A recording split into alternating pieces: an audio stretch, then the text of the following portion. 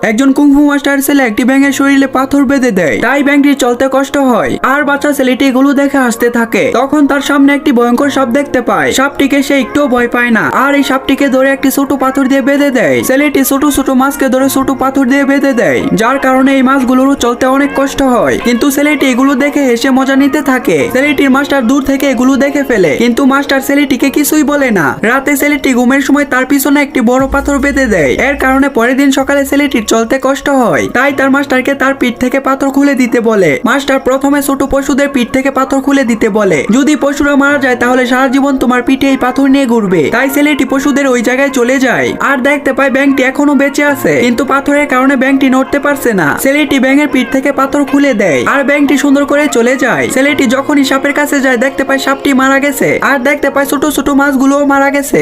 আর ছেলেটি এগুলো দেখে কান্না করতে লাগে। তখন ছেলেটি তার ভুল বুঝতে পারে।